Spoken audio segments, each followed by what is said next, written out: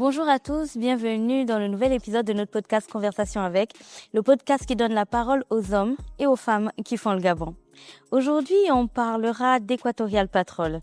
Equatorial Patrol, c'est ce challenge qui réunit plusieurs militaires venus de nations différentes pour tester leur capacité, leur esprit d'équipe, mais aussi pour voir leur capacité d'adaptation dans un environnement aussi challengeant que celui de la forêt gabonaise.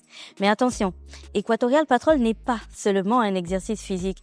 Equatorial Patrol, c'est aussi un cadre de formation et de coopération. Ici, ils échangent leurs compétences, leurs connaissances, leur savoir-faire, mais surtout, ils apprennent comment s'en sortir dans un environnement aussi dense et aussi chaud que celui dans lequel nous nous trouvons en ce moment. Il y a eu plusieurs éditions avant celle d'aujourd'hui. Nous sommes à la 5e édition. Mais celle-ci est particulière parce que l'accent a été mis sur la coopération et sur la protection de l'environnement pour cette édition 2026. Nous avons fait un premier épisode où nous avons discuté des objectifs d'Equatorial Patrol. Nous avons posé les bases. Nous avons vu qui étaient les acteurs. Aujourd'hui, je suis avec le commandant Clavier. Avec lui, après 2 semaines d'intenses activités en plein cœur de la forêt gabonaise, on va discuter un petit peu des résultats. Où est-ce qu'on en est? Comment est-ce que les équipes s'en sont sorties? Et surtout, est-ce que les objectifs qu'on poursuivait ont été atteints? Mon commandant, bonjour. Bonjour Julien. Comment allez-vous? Très bien, merci. Merci de nous accueillir en plein cœur de la forêt gabonaise. C'est un environnement particulier, même quand on est gabonais, ça reste quand même assez impressionnant. Je le disais en introduction, c'est un challenge très exigeant. Est-ce que vous pouvez nous dire encore ce que c'est exactement qu'Equatorial Patrol et quels sont les objectifs que l'on poursuit en organisant ce type d'exercice au Gabon? Alors, Equatorial Patrol, c'est un exercice militaire international à forte vocation régionale, organisé par le Gabon et en particulier par l'Académie de protection de l'environnement et des ressources naturelles. Donc le Challenge Equatorial Patrol, cette édition 2026 réunit 8 pays, 11 équipes, 88 compétiteurs. Je vais les appeler compétiteurs, mais ce sont des militaires bien sûr. Et autour de ces 11 équipes, on trouve un volume d'environ 90 personnes, des soldats gabonais et des soldats français qui ont pour mission de soutenir et de faire en sorte que cette compétition se déroule dans des conditions optimales. Là, je parle des instructeurs, je parle des encadrants et je parle de l'équipe qui soutient un petit peu ce challenge international. L'esprit de ce challenge Equatorial Patrol, c'est avant tout la coopération. C'est les échanges de savoir-faire, c'est le transfert de savoir-faire. Bref, on met en commun un petit peu toutes les connaissances des uns et des autres pour gagner en efficacité. Et c'est un petit peu la thématique sur ces 2 semaines qu'aura duré le challenge Equatorial Patrol. Au niveau des objectifs, je distingue 3 objectifs principaux. La Perne a pour ambition de créer une véritable synergie autour du combat en milieu équatorial. Comme vous l'avez dit tout à l'heure, Gina, la forêt équatoriale, c'est un milieu singulier que peu de monde finalement maîtrise. Et donc nous, notre objectif, c'est l'essence même de l'académie, de la Perne. C'est bien de former, d'instruire les militaires gabonais et autres d'ailleurs sur ce combat en milieu équatorial. Okay. Le deuxième objectif vise à développer l'aptitude des équipes à évoluer en jungle, encore une fois dans ce milieu si particulier. Difficile, extrêmement abrasif, exigeant, intense. Et à leur donner les clés pour vivre dans la durée en forêt équatoriale. C'est ce qu'on appelle les techniques de survie. Enfin, le troisième objectif, c'est vraiment la particularité de cette année, c'est bien de développer l'expertise de la lutte contre le pillage des ressources naturelles, de la lutte contre la criminalité environnementale. Si je prends l'exemple de l'orpaillage illégal, qui concerne le Gabon bien évidemment, mais pas seulement, ça concerne aussi la France, au travers de la Guyane française, le Ghana en particulier, Ghana qui fait partie des équipes invitées, donc ça tombe bien. Encore une fois, on est vraiment sur cet esprit de coopération et d'échange. D'accord. Alors, mon commandant, vous en avez parlé tout à l'heure, il y a 88 compétiteurs, plusieurs équipes, c'est ça? 11 équipes. 11 équipes, 88 compétiteurs. Alors, plusieurs éditions ont déjà eu lieu. Cette édition, je pense, c'est la plus grosse. Toutes les équipes qui sont venues en introduction, je disais, cette année, on parle de protection de l'environnement. Au-delà de ça, quelle est la particularité, mais vraiment la chose singulière avec le challenge cette année? Alors effectivement, cette année, là, nous sommes vraiment sur la 5e édition, tout à fait. Et par rapport à 2025, s'il fallait comparer à la dernière édition, 2025 c'était 6 équipes, cette année c'est 11 équipes. En effet, c'est un record. Grossi. On n'a jamais eu autant d'équipes sur le Challenge Equatorial Patrol, donc c'est déjà une victoire en tant que telle. Qu'est-ce que ça signifie? Est-ce que ça veut dire que, du coup, à l'international, le Gabon est désormais perçu comme un pays qui se positionne sur ce type d'exercice pour les armées? Oui, j'en suis assez convaincu, en effet, je dirais que l'identité de la Perne, notamment, eh bien, c'est celle-ci en fait. C'est bien de vendre un produit environnement, c'est bien de vendre un produit préservation de la planète, protection de l'environnement. Et je pense que ça intéresse beaucoup de pays quelque part. Donc ça a répondu présent parce que je pense que l'offre de formation proposée par la Perne est vendeur et attire beaucoup de monde. Justement pour tenter de contrecarrer un petit peu ces menaces environnementales qui dépassent bien malheureusement les frontières du Gabon. Voilà, ça s'étale un peu partout. Sur le continent africain, mais encore même au-delà du continent africain.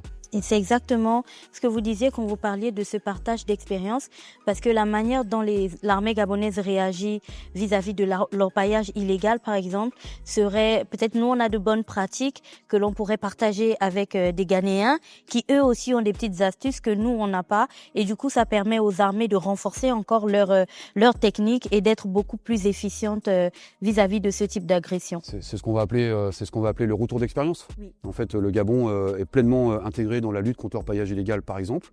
La France également. Eh bien, en fait, quand on met en commun tous ces retours d'expérience, on en ressort plus fort. Oui. Et donc, en fait, c'est un petit peu l'ambition de la Perne, encore une fois, de partager ces expériences pour que tout le monde y gagne, quelque part. On l'a vu, on a été ici durant quelques jours, on a vu à quel point les soldats ont travaillé, ont souffert, même si je pourrais le dire comme ça. Qu'est-ce qui a été selon vous le plus difficile? Qu'est-ce qui est le plus difficile durant le Challenge Equatorial Patrol pour les militaires qui viennent? Très clairement, dans un milieu encore une fois aussi singulier que celui de la forêt équatoriale, c'est l'appropriation, c'est la maîtrise de l'environnement, la maîtrise du milieu. C'est pas inné en fait.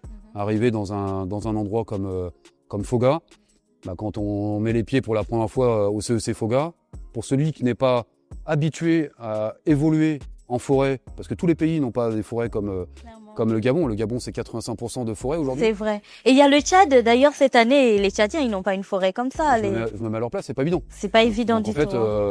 Donc en fait, voilà, le point clé, c'est vraiment l'appropriation et la maîtrise du milieu. Pour être capable, ensuite, durant 2 semaines, d'évoluer dans de bonnes conditions et comprendre un petit peu l'esprit qu'on veut intégrer dans ce Challenge Equatorial Patrol. Alors mon commandant, tout au long de ces 2 semaines, vous avez observé les équipes travailler ensemble, se surpasser. Qu'est-ce qui vous a le plus marqué dans leur capacité peut-être à se soutenir ou à se challenger ou à travailler ensemble ou à s'adapter? D'ailleurs, vous en parliez tout à l'heure. Qu'est-ce qui a été le plus marquant pour vous? Alors, je dirais que pour ce type de challenge qui met à rude épreuve les équipes, quelles qu'elles soient, qu'elles aient été préparées ou moins bien préparées, ça met tout le monde à rude épreuve. Et ce qui m'a marqué, c'est l'état d'esprit qui est excellent. Je croise des soldats, quelle que soit la nationalité, motivés, dynamiques, avec une soif d'apprendre. Et moi, je note, pour les voir quasiment tous les jours, je note qu'ils progressent, mais enfin, ils progressent véritablement. Et ça, c'est encourageant. Et pour nous, c'est bénéfique et on s'en félicite.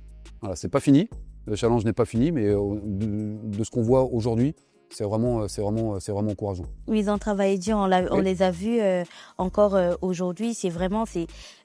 Vu de l'extérieur, je pense que pour les auditeurs aussi, ils auront peut-être quelques images qu'on va leur mettre. Ça a l'air un peu simple comme ça, mais c'est extrêmement difficile. Et en tant que Gabonais, on sait que c'est dense, c'est chaud, c'est étouffant, surtout en cette période où c'est humide et terriblement chaud. Et malgré ça, ils surmontent les épreuves, mais ils le font toujours en gardant l'esprit d'équipe, ils se soutiennent les uns les autres. Je parlais avec un membre de l'équipe qui me disait que ce qui est particulier avec Foga, c'est que les activités, en fait, les étapes qu'ils doivent franchir, ce ne sont pas des étapes que l'on franchit tout seul. Donc on est obligé de bâtir l'esprit d'équipe. Equatorial Patrol, c'est tout sauf une épreuve individuelle. En fait, c'est le collectif qui prévaut. Voilà. L'équipe qui aura une forte cohésion dans son groupe, qui mettra en place un état d'esprit collectif, s'en sortira très facilement. Même si, encore une fois, Gina, vous venez de le dire, le milieu il est très particulier. Effectivement, il fait chaud, on sue, il fait lourd, il pleut parfois, comme hier. Et malgré tout, en fait, c'est ce dynamisme qui fait que les équipes franchissent les difficultés les unes après les autres.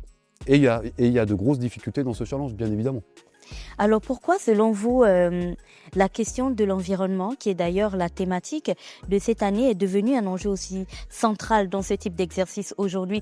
Parce que lorsque le premier épisode est passé, je me souviens de quelqu'un qui m'a dit que mais en fait, c'est quoi le lien entre l'environnement et les militaires? On ne comprenait pas. Aujourd'hui, pourquoi c'est un enjeu aussi capital dans votre secteur? Là, je serai assez clair. J'en ai un peu parlé tout à l'heure. Oui, en fait, avec leur paillage. tous les pays, on va dire, qui participent à ce challenge 2026 font face à des pillages des ressources naturelles dans leur pays, que ce soit de leur paillage illégal, on en a parlé tout à l'heure également, que ce soit du braconnage. Le Gabon est également concerné par ce fléau, que ce soit la pêche illicite, le pillage des ressources halieutiques. Certains pays qui participent à ce challenge sont confrontés à cette menace. Mais ce sont ce qu'on appelle de la criminalité environnementale. Le pillage des ressources naturelles concerne tout le monde. Et c'est la raison pour laquelle c'est vraiment aujourd'hui central, parce que tout le monde est concerné. La France également, c'est la raison pour laquelle on a choisi aussi, en accord avec les autorités gabonaises, d'y intégrer une équipe française. D'accord. Alors, mon commandant, Equatorial Patrol rassemble des équipes venant de plusieurs pays. Selon vous, qu'est-ce que cette diversité d'expériences apporte concrètement? Parce que cette année, le Burundi et le Ghana, ils parlent l'anglais. C'est pas des pays francophones quand on sait que le Gabon est un pays francophone. Et quand on mélange tout ça, qu'est-ce que vous vouliez véritablement avoir de cette diversité d'expériences et peut-être de méthodes? Encore une fois, qu'on ait affaire à des pays francophones ou des pays anglophones, finalement la barrière de la langue n'existe pas. Et en combat, elle n'existera jamais d'ailleurs, et heureusement d'ailleurs. Pour faciliter un petit peu la compréhension, on a néanmoins mis des traducteurs avec l'équipe du Burundi et l'équipe du Ghana. Et pour répondre à votre question, notre objectif principal, c'est vraiment de partager les connaissances, de partager les savoir-faire. Et on espère surtout qu'à l'issue du challenge Equatorial Patrol, quand les équipes retourneront chez elles, il y aura ce retour d'expérience et ce partage des connaissances qui se diffuseront au sein de leurs unités respectives. On est vraiment encore une fois sur un partage des connaissances. L'APER n'a pas l'ambition, on va dire, de dispenser des formations, des instructions toute seule. Elle s'appuie sur ce partage d'expérience. Si je prends l'exemple de l'atelier biodiversité, la connaissance de la faune, de la flore, l'APER a des connaissances, a des spécialistes, mais elle a développé un partenariat, par exemple, avec l'École nationale des eaux et forêts, l'ENEF, pour renforcer un petit peu ses connaissances et être sûr que derrière, toutes les équipes ont les mêmes connaissances. Exactement. Voilà. Ok, mon commandant, nous étions ici durant ces 2 semaines. Nous avons aussi rencontré des instructeurs qui nous ont partagé un petit peu les objectifs qu'ils poursuivaient à travers les différents ateliers qu'ils donnaient aux participants. Et retenez bien, quand on dit les participants à cette compétition, ça reste des militaires. Donc on écoute ces instructeurs et on se retrouve juste après. Bonjour, je suis le sergent Mavungo Nandon Charlin Loïc, moniteur commando à l'APER. Ici, nous sommes présentement au CS Foga dans le cadre du challenge Equatorial Patrol. C'est une compétition entre différents pays de la sous-région. Donc, qui englobe au total 11 équipes. Premièrement, nous avons commencé la première semaine avec des séances d'instruction sur le camp de Gaulle. Et là, nous sommes ici au CS FOGA pour une mise en application de tout ce qui a été montré sur le camp de Gaulle. Jusqu'à présent, le but recherché, il y est. On trouve d'abord la détermination de toutes les équipes. Tout le monde est motivé et on remarque bien que les instructions ont été bien dispensées. Moi particulièrement, j'étais sur la première atelier, donc atelier biodiversité. Donc sur la biodiversité, nous avons la faune et la flore. Tout s'est bien passé, il y avait des bons revenus, donc des bons résultats. Donc nous sous-entendons que nous avons bien dispensé nos cours puisqu'ils nous ont bien restitué ce qu'on a voulu. Voilà. Et là, ce matin, nous sommes par exemple, comme vous le trouvez, nous sommes sur la phase, la piste collective. La piste collective, c'est un franchissement de plusieurs obstacles, donc il va nécessiter un peu du guibole et surtout beaucoup de détermination. Moi, je suis l'adjudant Manzué Robert Stanislas. Je suis gendarme de formation. J'ai été affecté à La Perle dans le compte de FOGA en qualité d'instructeur forêt. Durant cette 5e édition de l'Equatorial Patrol, mon premier atelier a été sur la biodiversité. Et aujourd'hui, j'ai basculé sur la partie brancard dans le contexte de la piste collective. La piste collective, en fait, elle permet pour nous de tester non seulement le courage et l'audace des différents compétiteurs. En plus de ça, quand on bascule au niveau du brancardage, il était question là-bas de placer un garrot, ensuite confection du brancard et s'exfiltrer par la mangrove. Bien, concernant les équipes, toutes différentes bien sûr, mais la condition physique y est. Et après, il y a tout ce qui est technique qui va avec. Parce qu'à la base, c'est un chrono qu'on vise. Et souvent, lorsqu'ils sont stressés, parfois on peut faire quelques petites erreurs qui nous retardent dans le timing. Mais en l'occurrence, ça y est, ça va. Je suis le lieutenant Mona Fumo Évariste, responsable de l'atelier biodiversité dans le cadre du Challenge Equatorial Patrol 2026. L'atelier biodiversité vise à présenter la faune et la flore endémiques au territoire gabonais et les usages utiles qu'on peut en faire en milieu équatorial pendant une survie. Particulièrement sur l'atelier biodiversité, je pense que les équipes, certaines reviennent de la zone équatoriale, donc connaissent la forêt et ne sont pas dépaysées. Par contre, on a d'autres équipes comme le Tchad en l'occurrence, qui, à travers leurs prestations, je dirais qu'ils ont été investis et assimilé l'ensemble des notions qu'on leur a données et sont prêts à être déployés en forêt équatoriale et pouvoir reconnaître cette flore est utile à leur mission et agir face à la faune présente en forêt équatoriale. Mon commandant, selon vous, qu'est-ce qui fait la différence entre une équipe bien préparée et une équipe qui pourrait être en difficulté dans cet environnement? Alors, très clairement, je pense que le point clé, c'est l'environnement dans lequel l'équipe a l'habitude d'évoluer. En fait, vous parliez tout à l'heure du Tchad. Oui. Forcément, en arrivant du Tchad, quand on met une équipe tchadienne dans un environnement comme celui-ci, pas simple de s'adapter aussi vite qu'une équipe gabonaise, qui elle a l'habitude d'évoluer dans ce milieu. Clairement. Donc forcément, nous, notre objectif, et c'était vraiment le travail de La Perle en première semaine, c'était de sensibiliser, d'instruire, de former toutes les équipes, quelles qu'elles soient, pour que tout le monde parte un peu sur le même pied d'égalité avant d'être déployé ici au centre d'entraînement au combat en forêt gabonaise. Voilà. Donc certaines équipes avaient besoin plus de formation, d'instruction que d'autres, évidemment.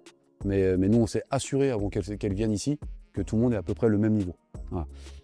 Pas simple, pourquoi? Parce qu'encore une fois, on est sur un milieu singulier qui nécessite des connaissances à minima, de la biodiversité. Quand je parle de la biodiversité, encore une fois, c'est de la faune, de la flore. Connaissances à minima des techniques de survie, comment vivre en forêt, comment stationner en forêt. Comment se soigner même quand on est en forêt. Exactement. Ça fait partie d'un module biodiversité. Maîtriser la flore. La flore nous offre tellement de choses avec cette biodiversité exceptionnelle. Voilà, et nous, on a à cœur de donner toutes ces connaissances à l'ensemble des équipes. Donc c'est ça la différence entre une équipe bien préparée et une équipe qui peut être mise en difficulté dans cet environnement parce qu'elle ne le connaît pas d'emblée. D'accord. Alors, justement, vous parliez des compétiteurs. Nous les avons rencontrés. Vous vous souvenez, durant le premier épisode, ils nous disaient un petit peu quelles étaient leurs attentes. Ils nous partageaient l'ambition qu'ils avaient, l'énergie qu'ils avaient chacun à porter de leur pays. Ils nous viennent, bien entendu, du Gabon, du Cameroun, de Côte d'Ivoire et du Ghana. On les a retrouvés 2 semaines plus tard pour savoir à quel niveau ils en étaient avec le challenge et surtout comment est-ce qu'ils évaluaient la prestation de leurs équipes. On les écoute et on retrouve le commandant juste après. Quand ça ne fait pas mal, c'est pas normal. Quand ça ne fait pas mal, c'est pas normal. C'est pas normal.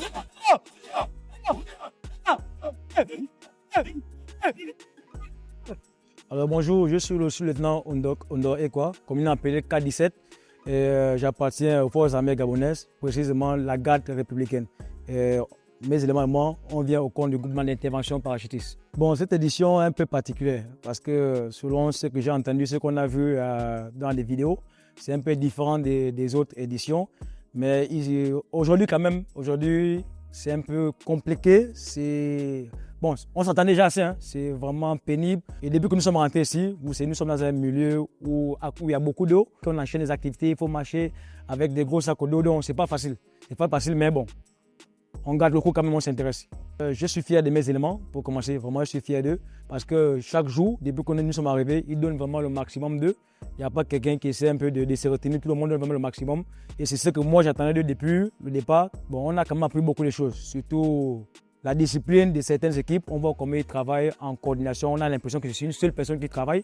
Vraiment, ça nous a marqué. Et le moyen de communiquer, pour ceux, on apprend d'eux aussi. Ils apprennent de nous.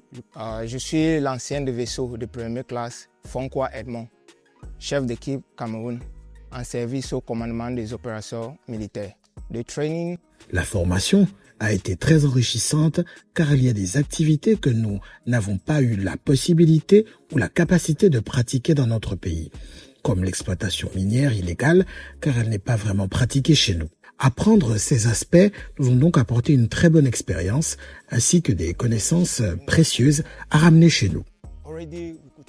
Nous avons déjà pu observer l'esprit combatif des différents groupes venus pour la compétition.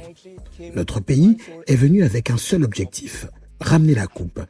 Et au vu de tout ce que nous avons accompli jusqu'à présent, nous pensons être prêts. Nous pensons que le Cameroun est bien positionné pour ramener la coupe. Je ne dirais pas que c'était facile. Je dirais que mes coéquipiers ont donné le meilleur d'eux-mêmes. Pendant la compétition, certains de nos camarades ont été blessés aux jambes, mais nous les avons vus continuer à se battre et à tout donner, afin que nous, en tant qu'équipe et en tant que nation, puissions sortir vainqueurs de cette compétition. L'esprit de combativité a toujours été au plus haut, toujours plus haut avec la volonté de rentrer au pays avec la coupe. First of all, working or being in an area where there are so many countries, so many.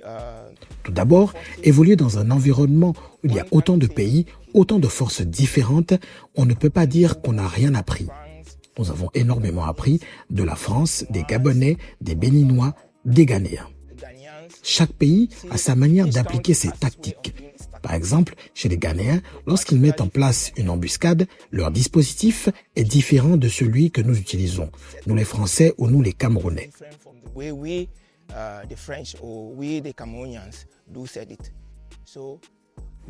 Travailler ensemble avec différents pays, différentes nations pour un objectif commun ne peut se faire sans apprentissage. Nous avons donc beaucoup appris en collaborant avec d'autres pays. Bien sûr, on ne souhaite jamais faire face à des situations imprévues dans son pays. Mais si nous étions confrontés à l'exploitation minière illégale, nous connaissons désormais les tactiques et les stratégies à utiliser pour y faire face. dealing now with our Concernant notre expérience en forêt, nous savons désormais que lorsque nous sommes en milieu forestier, nous savons quelles plantes utiliser pour nous nourrir, quelles plantes utiliser comme remède, quels animaux approcher et lesquels éviter, ainsi que la conduite à adopter en cas de rencontre ou de contact avec un animal. animal. So that is that.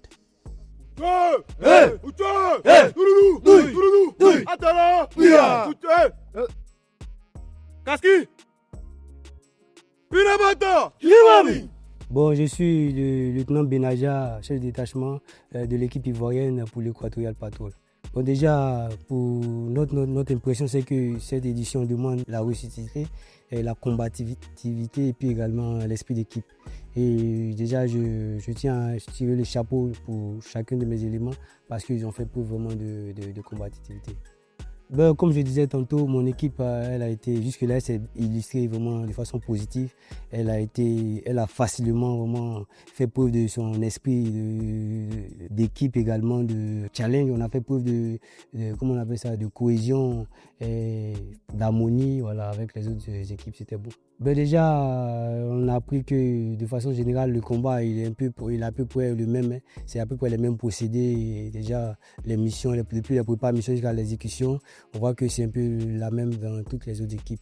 Et le combat est également en jungle, c'est un peu près le même, la communication par les signes pour éviter le bruit. C'est à peu près la même dans toutes les équipes. Déjà, il faut dire que le Gabon était déjà une zone forestière. Déjà, on a presque tout pour le combat en forêt. La végétation étant dense, l'aspect confiné, on a les mouvements de terrain avec les tals, avec les lignes de crête. On voit la complexité en un mot du combat en forêt. Donc du coup, ça nous appelle à ce à quoi il faut s'attendre chaque fois qu'on sera engagé. Donc il va falloir que nos éléments puissent encore doubler d'efforts dans leur préparation physique, morale et mentale. Parce que le combat en jungle, ça pardonne pas. Everywhere. Combatants. Ready to die. Ready to kill. What makes the grass grow? Blood, blood, blood. What makes the champion grow? Sweat, sweat, sweat. Gentlemen, sweat them your warface. Jungler, jungler, jungler. Live, fight or die hard. Je suis le capitaine Charles Akufo-Kansi et avec moi se trouve l'équipe 5 du Ghana. Nous représentons l'armée ghanéenne ainsi que les forces du Ghana de manière générale. Jusqu'à présent, c'est une très bonne expérience. Ce que nous retiendrons en rentrant dans notre pays, ce sont les relations que nous avons pu construire avec des personnels d'autres pays également. Cela a été une très bonne exposition pour nous. Oui, nous savions que ce serait difficile. Nous savions que l'ensemble de l'exercice serait exigeant. Cependant, nous étions préparés mentalement au pire et nous sommes donc arrivés déterminés à remporter la compétition. Parmi les difficultés que nous avons rencontrées jusqu'à présent, il y a la barrière de la langue. Comme nous sommes un pays anglophone, il est difficile de communiquer avec les pays francophones. De plus, les tactiques sont quelque peu différentes de celles auxquelles nous sommes habitués. Mais malgré cela, nous avons réussi à aller de l'avant jusqu'à présent et nous restons déterminés à gagner la compétition. Oui, nous avons beaucoup appris, comme je l'ai dit. Certaines tactiques auxquelles nous avons été exposés ici sont différentes de celles que nous connaissons.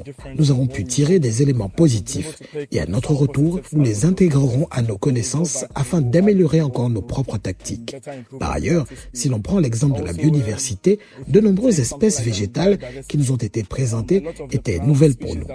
Et cela a été très enrichissant.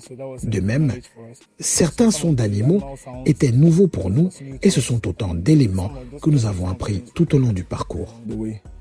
Alors mon commandant, on en a beaucoup parlé et vous n'avez pas arrêté de le préciser que c'est vraiment une question de coopération entre les nations qui font face souvent à des défis communs. Est-ce qu'on peut avoir bon espoir que peut-être à terme, cette coopération évolue vers des missions conjointes pour faire face à des problèmes que l'on rencontre souvent avec des pays qui sont communs à nos pays?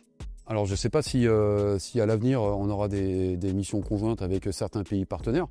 Nous en tout cas la mission et l'ambition de la PERN, encore une fois, c'est de faire en sorte de donner les bons outils, d'apporter les bonnes connaissances et les bonnes compétences à tous les pays partenaires présents ici au Gabon pour, quand ils retourneront dans leur pays, diffuser la bonne parole et faire en sorte qu'un jour si une section, une compagnie ou un détachement quel qu'il soit est déployé en forêt équatoriale, pour lutter contre l'orpaillage illégal ou contre des braconniers, eh ben, nous, on sera content d'avoir pu leur apporter cette expertise. Des éléments. Voilà, il s'agit vraiment d'une expertise. La Perne apporte cette expertise. Tout à l'heure, je vous en ai parlé, ça faisait partie des 3 objectifs. Et nous, c'est notre mission. Si je prends l'exemple de ce qui s'est passé dernièrement, on a pu envoyer un détachement il n'y a pas très longtemps, il y a 1 mois et demi de cela, au Ghana, pour instruire les Ghanéens, leur apporter encore une fois des compétences, des connaissances, de l'expérience dans le cadre de la lutte contre l'orpaillage illégal. D'accord.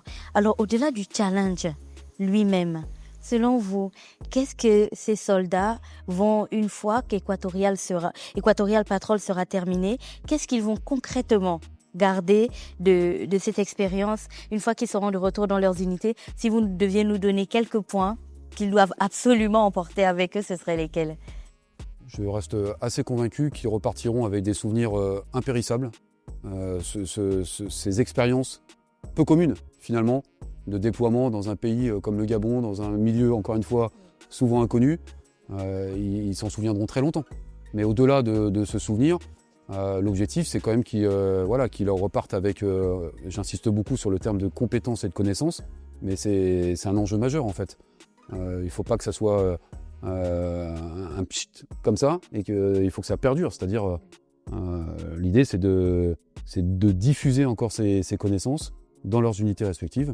Les connaissances qu'on apporte, elles ne s'arrêtent pas à 8 équipiers d'une équipe. Non, on espère que ça va se diffuser large dans leurs unités et dans leurs pays respectifs. Je vous emprunte cette expression, il faut que ça perdure. On est au terme là de Equatorial Patrol 2026, la 5e édition. Comment est-ce que vous voyez les éditions à venir? Je suis assez confiant quand je vois la qualité de cette édition 2026, quand je vois que ça a répondu présent. On est au-delà de nos espérances, hein, quelque part. Voilà, donc je suis assez convaincu que les éditions qui vont arriver en 2027, 2028 et plus encore, j'espère, ça rencontrera encore un véritable succès. L'idée, c'est que encore une fois, que ça ne s'arrête pas au contexte régional et que ça se diffuse encore une fois un peu plus large. Et pourquoi pas inviter des pays qu'on n'a pas l'habitude d'inviter au Gabon. Des pays un peu plus au sud de l'Afrique, par exemple. Pourquoi pas? On a réussi à inviter 2 pays anglophones. Et ils s'en sortent très bien, d'ailleurs. Voilà, il n'y a aucun problème là-dessus. Et ce serait un véritable succès de pouvoir accueillir peut-être 20 équipes un jour. Ça nécessitera beaucoup de travail en amont et pendant. Mais pourquoi pas? On croise les doigts. En tout cas, en tant que Gabonais, on est forcément très fiers de voir que ce type d'exercice a lieu dans notre pays. Et surtout, en discutant avec les participants, de savoir qu'ils se sentent très bien, qu'en fait, il n'y a aucun couac et que la compétition se passe extrêmement bien pour lui et pour eux. Et donc, ce qu'on espérait, c'est que peut-être l'année prochaine, quand on arrive peut-être à 20 équipes, qui sait, c'est très bien.